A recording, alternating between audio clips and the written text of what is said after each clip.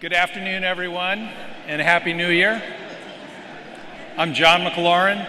I'm president of the Pacific Merchant Shipping Association, and on behalf of the Board of Directors of PMSA and my colleagues, I want to welcome you to the 9th Annual Port of Los Angeles State of the Port event.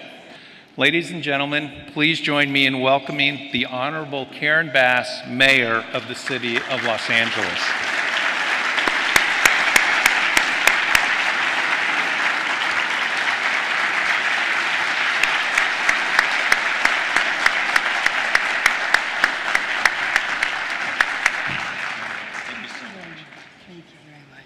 Good afternoon, everyone. Hey. It is very, very nice to be here with you, and this is a great way to start the new year, highlighting the Port of Los Angeles, America's port. This port serves as a gateway for goods all across the world to go all across our country, powered by good paying union jobs, the best in the country, and I would argue the best in the world.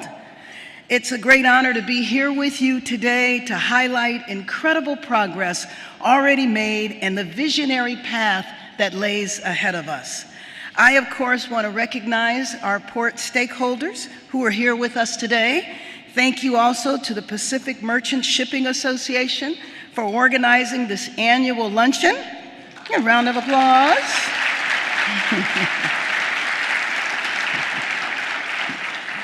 And of course, I want to thank the workers, the members of ILWU. You are the reason why our port stands today. You not only are the pride of this region, the pride of San Pedro and Wilmington, you are the pride of our city and of our nation. The work you all do is a product of love and purpose, and what you give to the country, you give back tenfold to the surrounding community. Let me also recognize the Executive Director of the Port of Los Angeles, Gene Soroka. Where is he? Where is Gene? Stand up, stand up.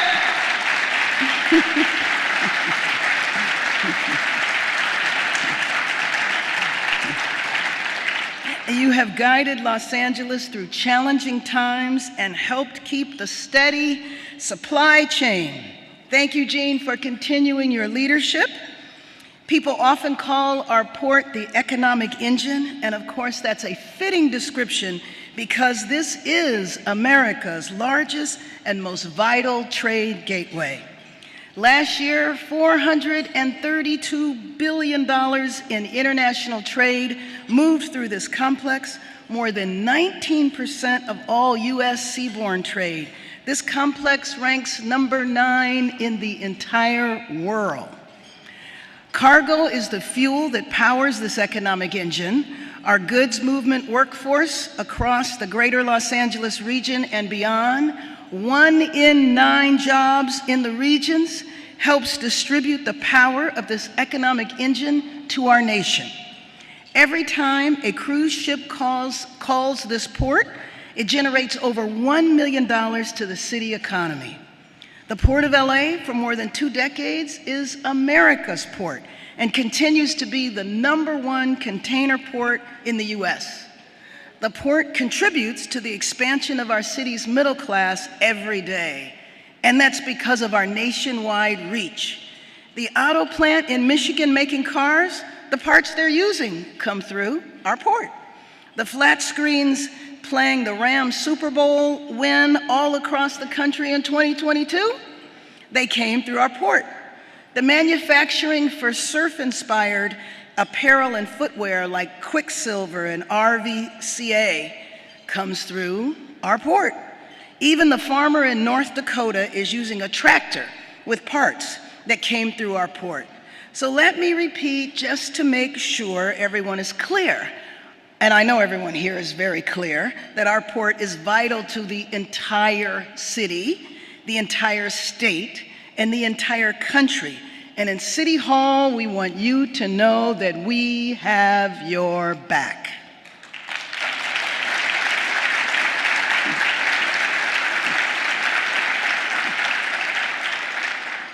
Under my administration, we have tried to be very clear that LA is open for business. And that, of course, includes our port. Fueled by a new labor deal that ensures fair pay for Angelenos, our port is well positioned to serve as an economic engine not only in 2024, but to act as an opportunity engine for years to come. For the past 20 years, our maritime industry, thanks to many of you here today, has demonstrated its leadership and its commitment to investments that help increase cargo capacity while also reducing emissions. And I want to acknowledge the Board of Harbor Commissioners, led by former Congresswoman, my colleague in Congress, and President of the Commission, Lucille Roybal Allard. Please stand.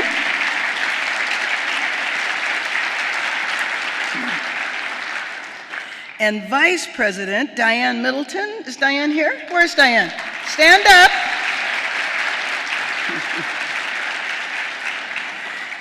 I want to thank you for your work helping guide our port into the future and ensuring that we are providing good-paying jobs in safe and sustainable ways.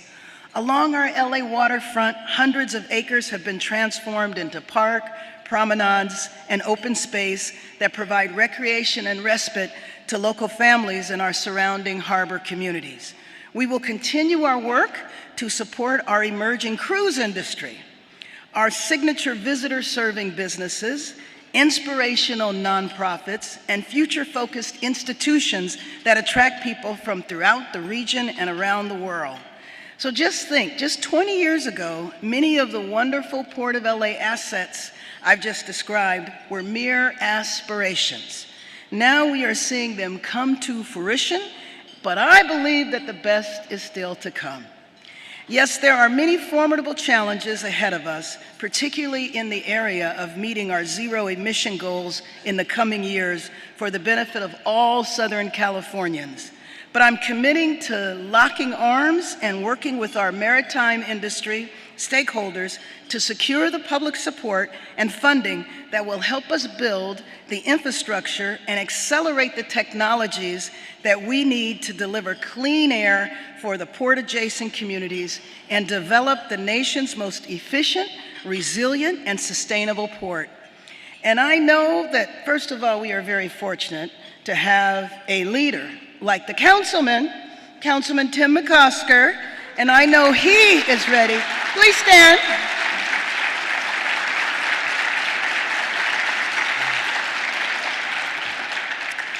The region here is lucky to have a councilman that is so committed to his district and so committed to the port and very committed to locking arms with everyone in the city, the county, the state, and the federal government to make sure that we have the resources in this area to achieve our goals.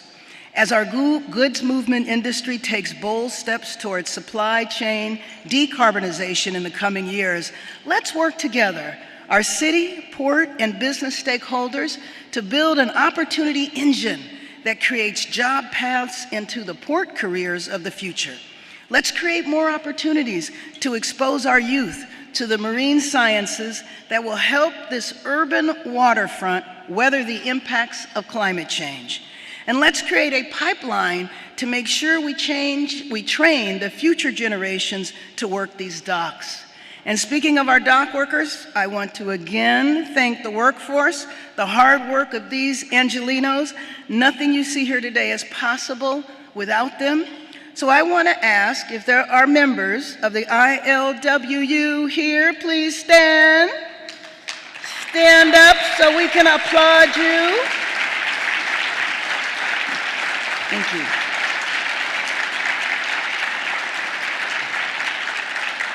Thank you for your work every day.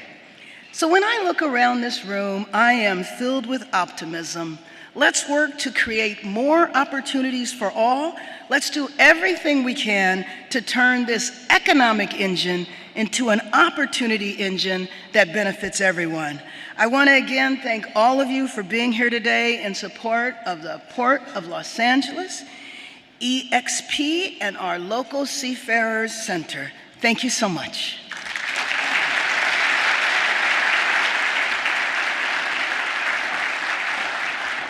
Thank you so much, and thank you, Mayor, for those kind words. Many of you have heard me say this before, but some have not heard me talk about my district, formerly the 15th district, as the 1-5. And so everywhere I go, I get the opportunity to say, I am no longer the councilman of the 15th district, I'm the councilman of the 1-5, and it has real meaning, it's not just a slogan. I say it because we are one district, 5 beloved communities. I represent, yes, and 5 beloved communities. I represent Watts, I represent the Harbor Gateway, Wilmington, Harbor City, and San Pedro. And we remind every part of our district that everybody matters because we're stronger together. Just as the mayor gave me too many kind words about linking arms and working with everybody, clearly my district is stronger together and nobody gets left out. So I was driving down the freeway coming from the council meeting just now to make sure I was here to be with our mayor and to be with you. And I thought, today there's a different 1-5. We are one port complex and at least 5 communities of interest. There's probably more, I apologize, but for the purpose of my little talk, let me say 1 port complex, 5 beloved communities. We are business.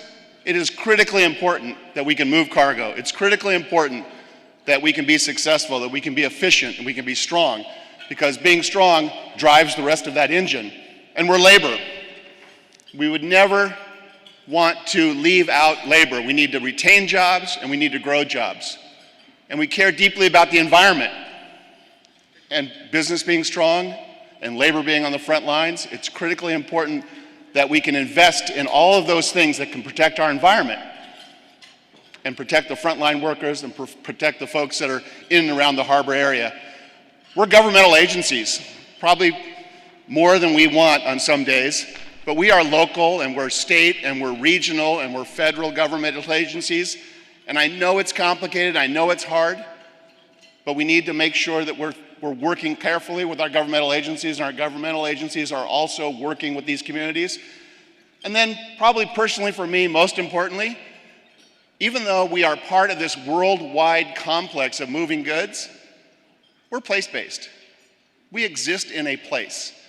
And that place is Wilmington and Harbor City and San Pedro. And what we do and how we do it affects my entire district up the Gateway and Watts. And so we're one port complex, and we're 5 important, and I'll say even beloved communities of interest, business and labor and the environment and local government and state government and federal government and communities. And we are stronger together. We need to work together and make sure that nobody gets left out. And so I'm so appreciative to Jean and to our commissioners. I know that we've acknowledged our president and our vice president. I also want to call out Lee Williams, who's here. Lee Williams, stand up. Commissioner Williams. By the way, isn't that great? I'm going to take that now, how the mayor calls somebody out and she says, stand up. And then we do, because it's the mayor. If the mayor tells you to stand up, you stand up. And it's just such a wonderfully inclusive thing. So thank you for acknowledging so many important people here. So my thought today is that we are truly stronger together, working together, making sure that we are moving these goods and making sure that there is a vital part of our economy so that we can make sure that we retain our workers and grow our workforce, never at the expense of our workforce, to make sure that we can invest in all of those things so expensive to improve our environment, to make sure that government is working to be not just a regulator, but a helper.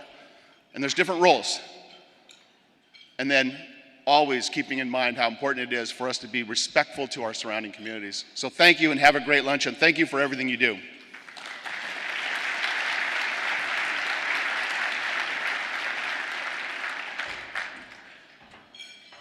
If you would all please join me in welcoming the Executive Director of the Port of Los Angeles, Mr. Gene Soroka.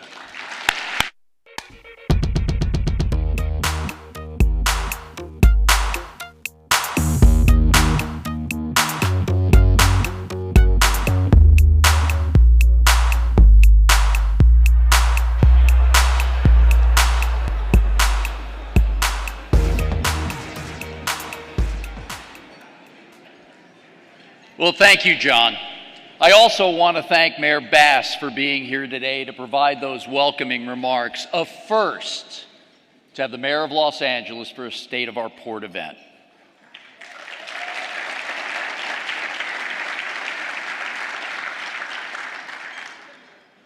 I'm just taking it all in. Wow. Good afternoon, everyone, and welcome Councilmember McCosker, who's been working every single table, distinguished guests, and Port of Los Angeles colleagues. I, too, want to welcome our harbor commissioners, led by President Lucille Roybal Allard, Vice President Diane Middleton,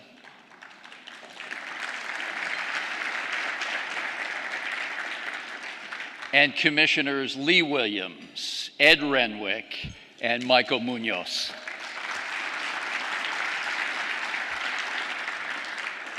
Thank you for all your support. But before we go any further, I want to thank you, John McLaurin, for your 28 years at the helm of the Pacific Merchant Shipping Association.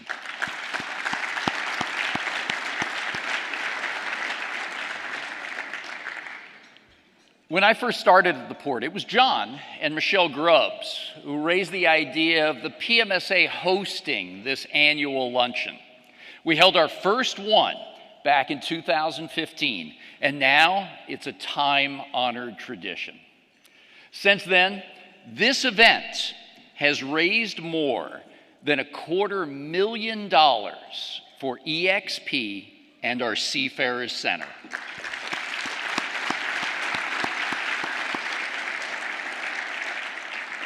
And John, it's your great spirit of bringing us together that's been the hallmark of your leadership in all the years we've known each other. So we want to thank you and extend our very best wishes to your family and you in retirement.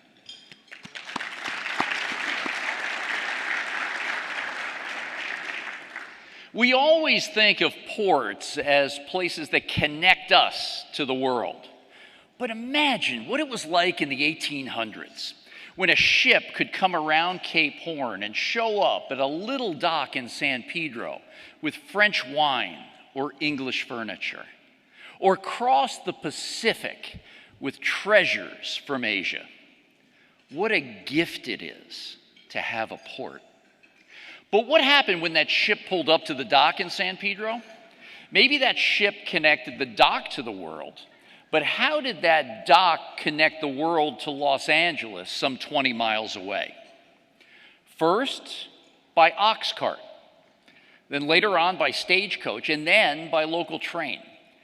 But it was the arrival of the Transcontinental Railroad back in 1876 that changed everything.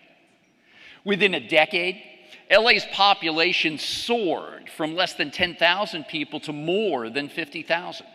And we began our journey to become one of the greatest cities and regions in the world. I mention all this because here's the thing. No city, no port stands on its own. It's nothing unless it's part of a system. And working within greater systems is what powers our port. We're the largest seaport in the country, both by container volume and cargo value. We're the cleanest global gateway in America. We have the biggest public access investment in waterfront development. We offer the most job development initiatives of any port anywhere. And we have Los Angeles values at the heart of everything we do. We value our community, we value our environment, and we value the jobs and the workforce that moves the cargo through this port. Community, environment, jobs, and cargo. These elements are interconnected, and they operate within larger systems. Ones that encompass not only our immediate surroundings, but also the broader economic, social, and ecological systems. So we're driven by three questions. How do we serve our community? How do we protect our environment? And how do we increase cargo that creates more jobs?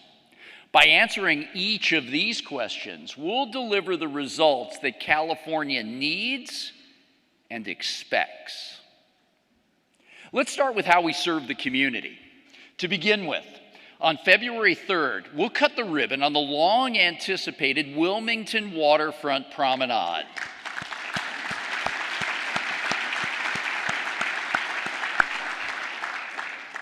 And later that evening, we'll take the opportunity to host our annual Lunar New Year celebration on the promenade, welcoming in the Year of the Dragon.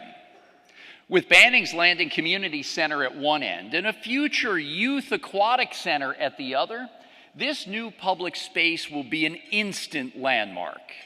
Later this year, we'll break ground on the Avalon Promenade Bridge and Gateway project, which will connect Wilmington's community to its waterfront directly.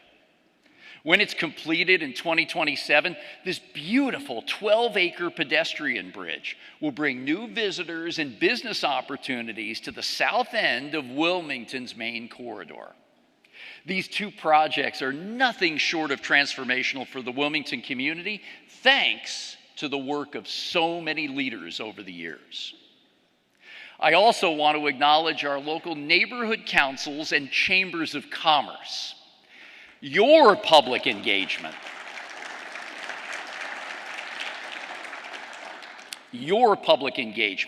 and support on projects like these have helped us understand community viewpoints and get them done. The Avalon Pedestrian Bridge will receive more than $52 million in Measure M and state transportation funding. Because grant funding is so vital to our capital development, we'll show you these dollar figures on projects that I highlight today.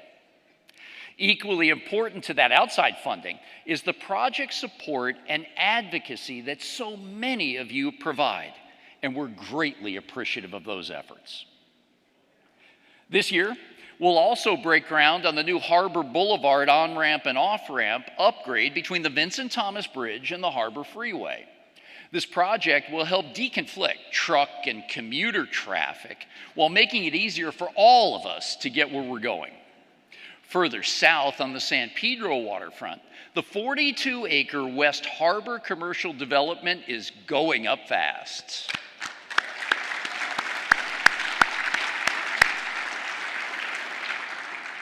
And while the port is completing the San Pedro waterfront pedestrian promenade, West Harbor is building 375,000 square feet of retail, dining, and entertainment space. There'll even be a dog park that serves craft beers and other refreshments. Those beers are for humans, of course. And all of that is happening now just in phase one. This past June, at the southern tip of our main channel, Altasea broke ground on its major interior build-out.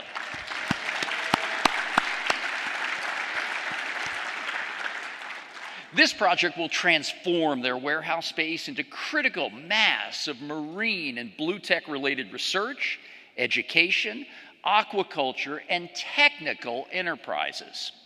The 180,000 square foot warehouse renovation will enable Altasea to accommodate dozens of academic and commercial tenants.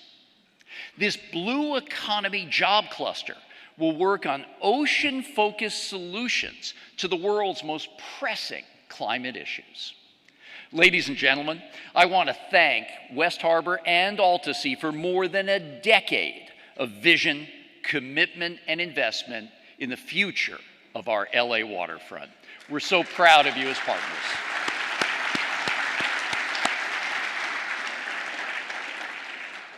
Let me share a few more waterfront highlights. This past year, the battleship Iowa opened an amazing Navy Stewards of the Sea environmental exhibit. Cabrillo Marine Aquarium opened 3 new aquatic nursery exhibits, and with grant funding from both the Port and City of Los Angeles, the aquarium is now replacing their 40-year-old life support system with a brand new $2.7 million apparatus.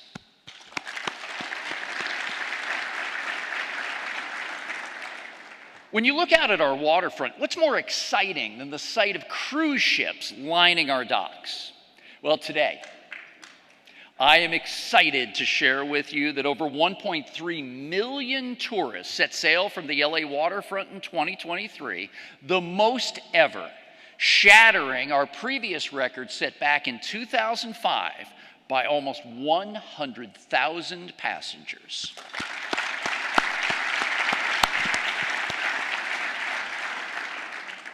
These days, when a cruise ship is in port and you visit downtown San Pedro, you'll see restaurants filled with excited friends and families getting ready to board a ship. And please remember, each cruise generates more than $1.2 million in local payroll and business activity right here in our harbor community.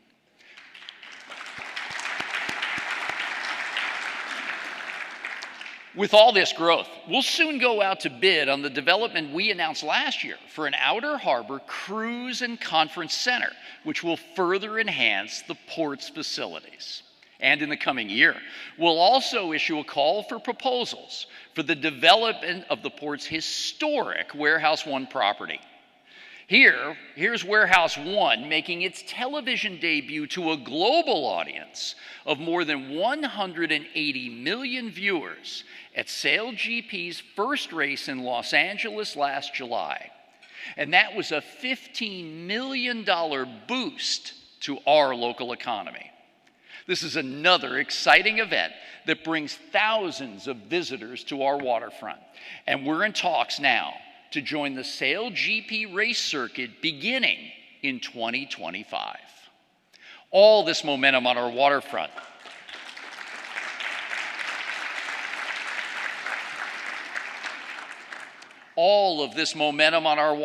comes from our shared commitment with port customers, our harbor businesses, and this great community that we serve. But here at the port, we're also committed to changing lives.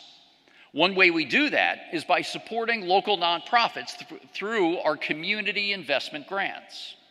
Right now, we're distributing $1.3 million in grants to 37 nonprofits that will help fund programs to strengthen the port's commitment to our surrounding neighborhoods. By investing in these initiatives, we aim to foster growth and opportunity across our harbor district.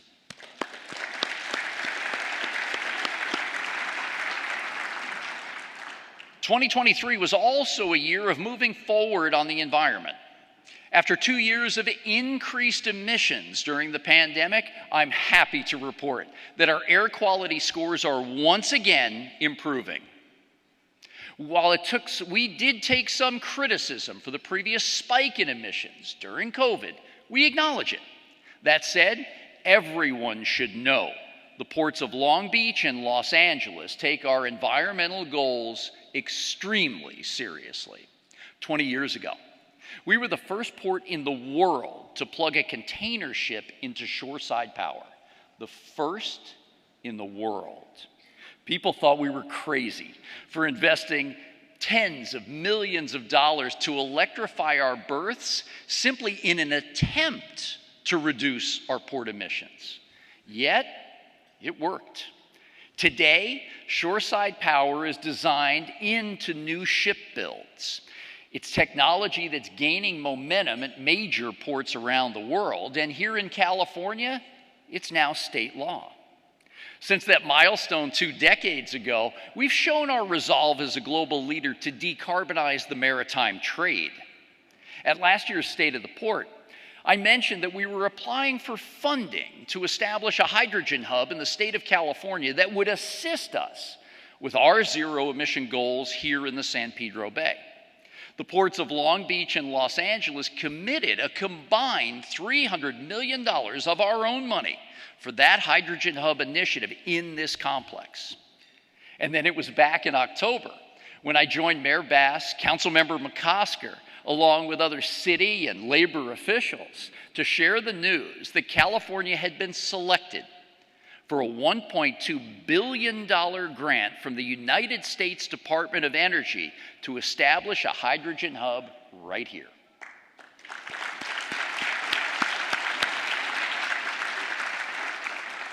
With this funding, our ports will play a leading role in the green hydrogen market in Southern California. On this side of the San Pedro Bay, our initial investments will help purchase dozens of hydrogen-powered cargo handling units and build their necessary fueling infrastructure. This is a huge win for our ports, our region, and the state of California. Here's what some of our partners have to say.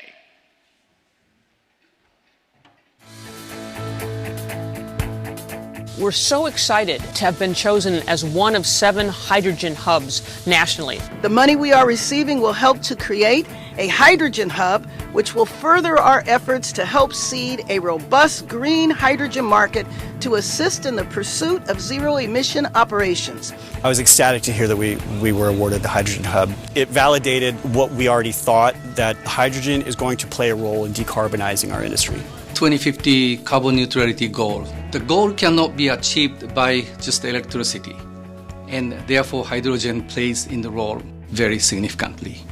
The transition to hydrogen as a big part of our effort to decarbonize, the way we're going to power our future, is going to create all kinds of new technologies, spin-off businesses, new jobs, better jobs. One of the challenges is we have to make sure we have the infrastructure to support these new technologies. We need fueling stations. We need to make sure that trucks and port equipment have access to hydrogen when and where they need it. We're testing 2 top handlers. We expect great things from both these machines.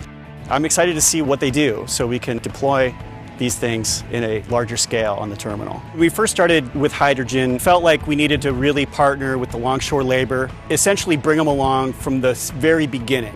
The ILW's priorities moving forward for zero emission is to make sure that there's equipment with human operators. For the terminals to understand that we also want the clean and safe environment with clean air and good jobs in the community. We need to make sure that we are not just training the current workforce for the things that we do today, but we need to train the future workforce for the things that they're going to be doing tomorrow. We'll ensure that our labor partners are working together to make sure that we are cleaning up these engines, cleaning up the environment, and hanging on to these great jobs and building even more jobs. This would not be possible without the state partners, Governor Newsom and ARCHES. ARCHES stands for the Alliance for Renewable Clean Hydrogen Energy Systems. 2030 is a lot closer than people think, and I think this kind of money will really help accelerate everyone's drive towards zero emission. This brings us one step closer in advancing our clean air goals. It will be a game changer for the state, both in terms of transitioning to a zero carbon economy, but also in terms of providing a better quality of life and better health outcomes for our people. So it's a win-win situation.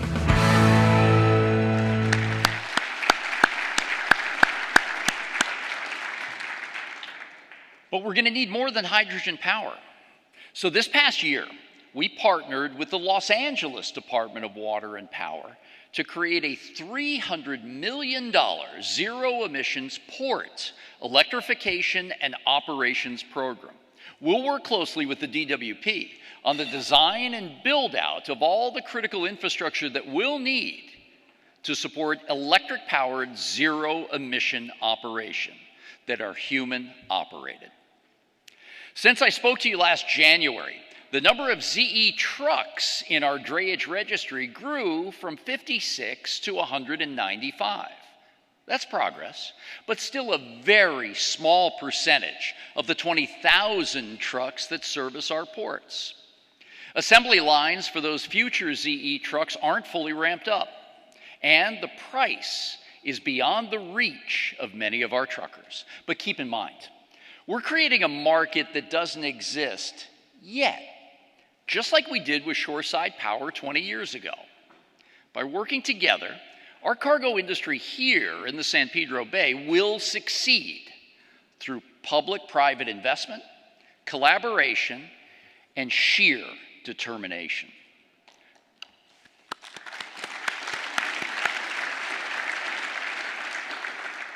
One way that we're helping is our Clean Truck Fund Rate program, which has collected more than $115 million to date. With those dollars, last November, our ports made another $60 million available to the drayage market through California Air Resources Board and CalSTART program channels. With Clean Truck Fund vouchers, our truckers now can add another $75,000 or $100,000 to state voucher funds they received for the purchase of zero-emission trucks. If all this gets put together and works the way we think, it'll help put as many as 800 new ZE big rigs on the road. When we do that, will have paved the way for other ports around the world to follow in our footsteps. And that's important because, as I said earlier, no port stands alone. We're all part of a global system, and we must always maintain a global mindset. Take our green shipping corridors as an example. Last September, the ports of Long Beach and Los Angeles, along with Shanghai, released the Green Shipping Corridor Implementation Plan outline. While there are roughly 20 green shipping corridors in current development, this one is the largest and will be the most impactful. Here's a stat to provide some perspective. Just a 10% reduction in emissions from a single vessel en route from Shanghai to the San Pedro Bay is equivalent to a year's worth of that same ship's in-port emissions when it calls here. That figure might raise some eyebrows, but the emissions reductions quickly move forward, and the number of ocean carriers that have volunteered to participate in this groundbreaking initiative is unprecedented. These partners deserve a huge round of applause.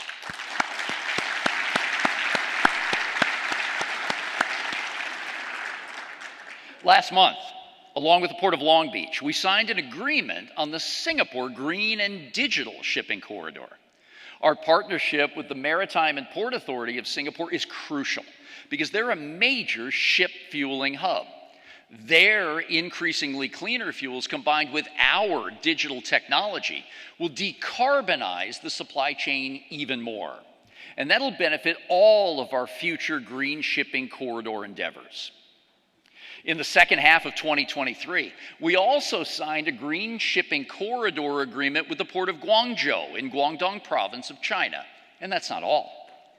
Thanks to the steadfast support of California Governor Gavin Newsom, Lieutenant Governor Eleni Kounalakis, Dee Myers at GoBiz, and California Transportation Secretary Tokso Mashakin, work will soon begin on developing green shipping corridors with the Japan-based ports of Nagoya, Tokyo, and Yokohama. And in November, we signed green shipping corridor MOUs with the Longsun Port of Vung Tau Province in Vietnam and the Nam Do Sun Port in Haiphong City. Now, here's what our corridor partners have to say on this.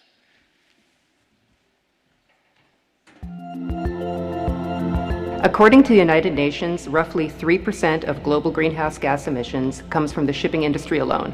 Climate change is a global crisis, and so we have to work with other countries around the world. California has a major goal of cleaning up its energy sector. By decarbonizing the entire corridor, you're not only moving toward zero-emission ships, but all the port handling equipment, all the trucks coming in and out of the port, all of the things creating that ecosystem move toward zero carbon. The implementation of green shipping corridors will not only help reduce worldwide greenhouse gas emissions, but will also significantly contribute to the health of our local communities. We believe they can grow your economy and also be a good steward of the environment. So far, the Port of Los Angeles has entered into green shipping corridor agreements with ports in China, Japan, Singapore, and Vietnam. The shipping route between Los Angeles and Shanghai is one of the busiest in the world. We believe that adhering to principles of mutual respect and trust, as well as voluntary and practical cooperation, will enable us to improve the Trans-Pacific Green Shipping Corridor. We would like to realize a carbon-neutral port between Japan and California in the United States, and I hope this will be the model for the other ports in the world. As we build green shipping corridors, as we build cleaner trade relationships, and also share that information, share best practices, share learnings on both sides of the Pacific to make sure that we all get to our clean goals. It's very encouraging to see that the green shipping corridors are bringing together public and private partners who are all interested in reducing greenhouse gas emissions. In 2022, import volume from partners in China, Singapore, and Japan accounted for nearly 17% of all the container volume imported through the San Pedro Bay. But the bigger picture is that the green shipping corridors go well beyond emission reduction efforts here. They demonstrate the power of thinking in terms of systems that do the greatest good. And that goes back to the questions that we're focused on. what's good for the community, what's good for the environment, and what's good for jobs. Last year, Starcrest Consulting Group released a study that pointed to a 19% reduction in greenhouse gas emissions when cargo from Asia is routed through the San Pedro Bay instead of East or Gulf Coast ports. As the Western Hemisphere's largest trade gateway, we have to do more than just shift our supply chain emissions and jobs to other ports. We have to focus on solutions that benefit both our regional and global communities. So, we've spent the past year working with the City of Los Angeles Economic and Workforce Development Department, led by our friend Carolyn Hull. Our efforts here are to create an initiative that we call POLA Works. This program will focus on jobs that employers are continually looking to fill. We also emphasize the disadvantaged worker populations, single, working class parents, and people who have recently experienced homelessness. There are so many people who need a second chance, and the goal of POLA Works is to be there for them. Our overall objective is to make great jobs available to every member of the community. And that's why we've also joined a nationwide nonprofit called Equitable Workplace Initiative. This effort was started by friends John Picari and Phil Washington. Its mission? To train the unemployed and unhoused across the country and right here at home.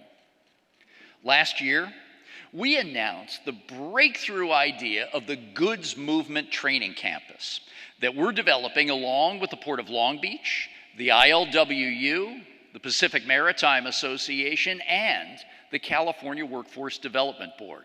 That project is making significant progress as we are now moving into the formal design phase of the project.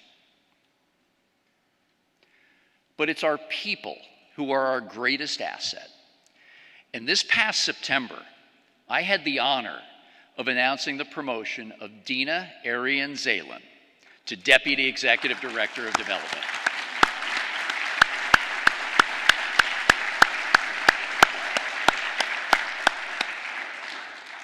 Dina's been an engineer at the Port of Los Angeles for over 23 years. For most of the past decade, Dina oversaw our waterfront development program that we talk so much about here today.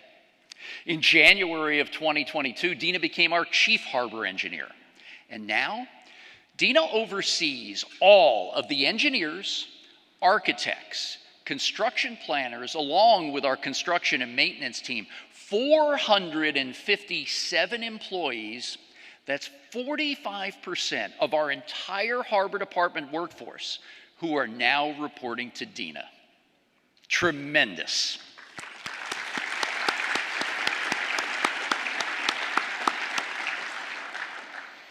Earlier, I pointed out the powerful impact that increased cargo has on job creation. Think about what that means to the people right here at home in our communities, because it goes beyond just the jobs in the port. Think about all the small businesses that support us here at the harbor, and all those who benefit from their proximity. In 2024, we'll continue our progress on cargo growth and efficiency, because that's our largest generator of jobs across Southern California. That said, economies are systems, and just like everything else on the planet, they run in seasons and cycles. Some of those we can predict and plan for. Some of those can hit us like a big wave up at Zuma Beach.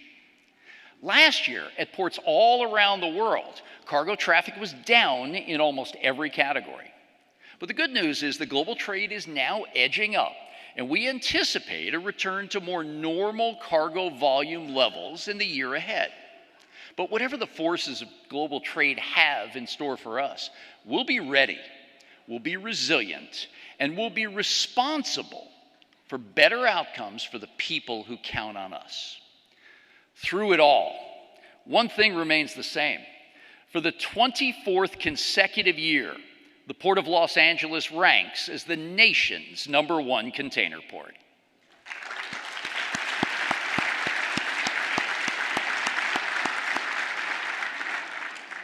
And now let's look at the numbers and how we finished up last year. In the second half of 2023, we returned to positive container flow with 5 straight months of year-on-year growth. While the final stats are still pending, our 2023 total volume was more than 8.6 million 20-foot equivalent units, down 13% compared to 2022. But it's a dramatic recovery from the decrease of more than 30% we saw after the first quarter of the year. On the import side, we handled roughly 4.5 million TEUs, down about 10% from 2022. But the real story was our exports. They had the highest volume since year 2020 and were up more than 7% year over year. That's good news for the U.S. economy because export jobs, on average, pay more than work in other segments. Narrowing the trade gap boosts our gross domestic product. So it'll be interesting to track the fourth quarter GDP estimate when it's reported in the coming weeks. Bringing back cargo and the related jobs is our big priority. That's why we're pleased to see a 3% bump in our West Coast market share compared to East and Gulf Coast ports. Working together with our partners at the Port of Long Beach, we've made San Pedro Bay the country's biggest gateway, now nearly double the size of the next largest port complex in the country.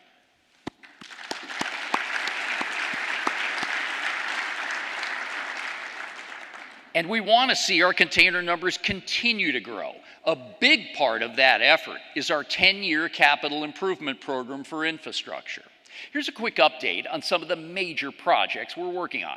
This year, we'll complete the $73 million Pier 400 rail corridor expansion.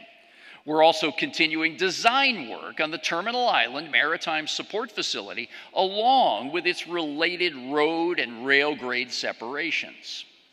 At Pier 300 Phoenix Marine Services Terminal, we're in the final design for an on-dock rail yard expansion that will break ground in 2025.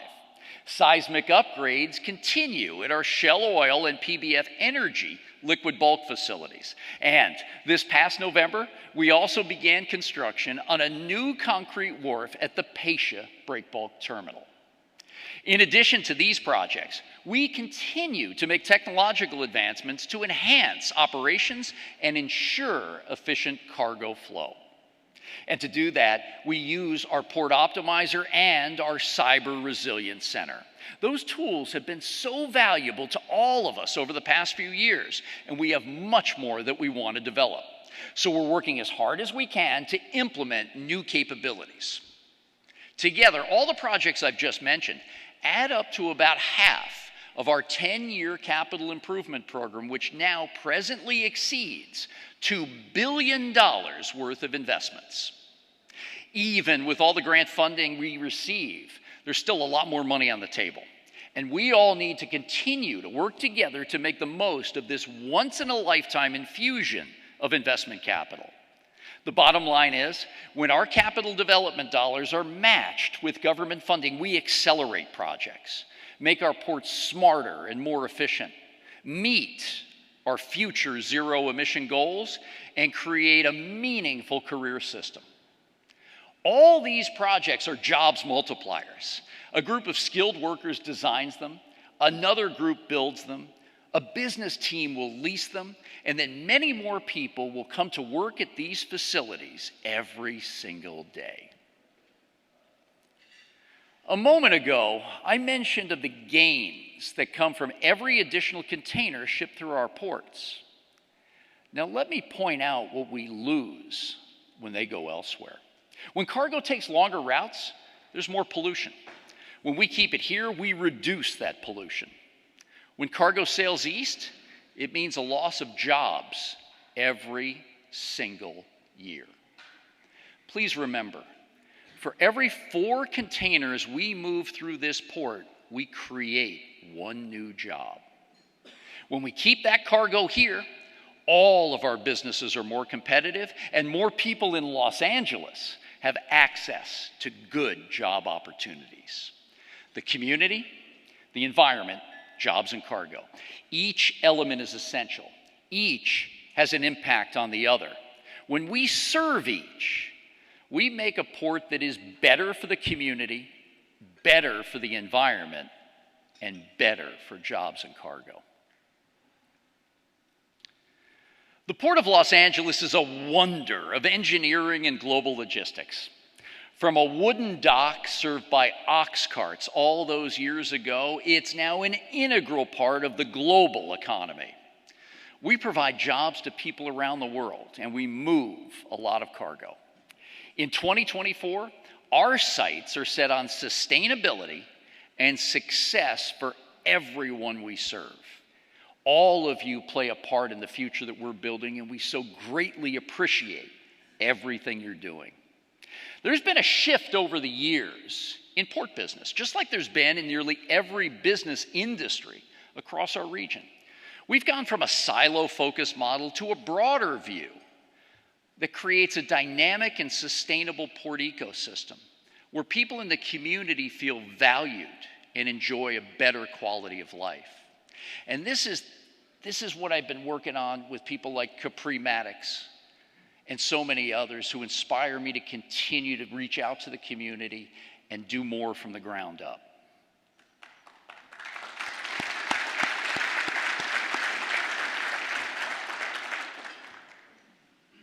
You know, there's a word in the Indonesian language, musyawarah. It means working together to build consensus. It's the idea that when two or more smart minds are brought into interaction, the whole of their contributions is greater than the sum of their parts. Think about what we all do.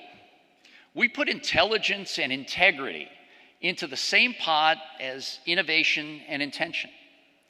We mix in a little boldness and risk, focus it on the long run, and what we get is the Los Angeles of tomorrow, a city that is stronger and future-focused, imagined and brought to life by some of the most innovative minds across this great state, the fifth largest economy in the world, supplied and supported by the best port in the world. Let's do all that together and make this a great year.